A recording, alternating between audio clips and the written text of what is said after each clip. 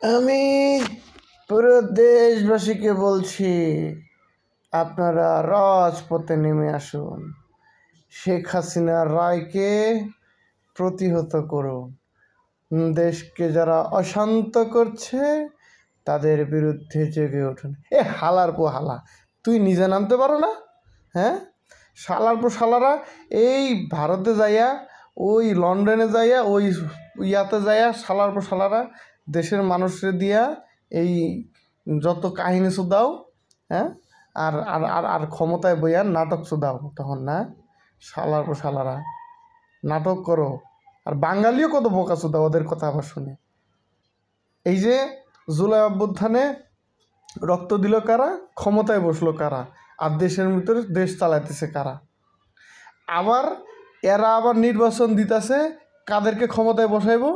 ওই যে যাদের কোনো ক্ষমতার কোনো মানে জুলাই অভ্যুত্থানে কোনো তারই কি কমো আর কোনো কিছুই ছিঁড়ে নাই তারা। আবার কি হইব? হ্যাগর আবার মনে করেন বিদায় করার লেগে রেডি হইতেছে, সেই কাগজ লাগবে সাথে।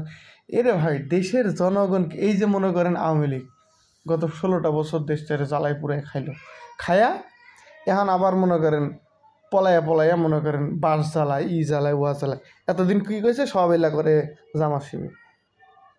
এখন কেরা করতেছে? এখনও করতেছে জামাত শিবির না? শালার মানে দিন শেষে আমার দেশের জনগণ, আমরা সাধারণ জনগণ, আমরা জনগণ বোকাচোদাই থেকে আমাদের কিছু হবে না। আঙ্গুর যে ঠাড়া পড়া কপাল, সেই কপালই থাকবো মধ্যে থেকে এই রাজনীতিবিদদের। আর ও রাজনীতিবিদরা কত বড় বাইঞ্চোদ যে একটা তার বন্ধুর বয়সী বা তার মির্জা ফখরুলের সালাম দিয়া কইছে বা আমার চিনতে পারছেন। এই হালার পালায় কী ব্যবহারটা করছে তার সাথে, কুত্তার মতো। হ্যাঁ, এই হচ্ছে আমাদের দেশের রাজনীতি। আর আমরা বোকাচোদা ওইসব নেতার পিছনে যায় দৌড়াই, মনে করি এখানে শান্তি আছে।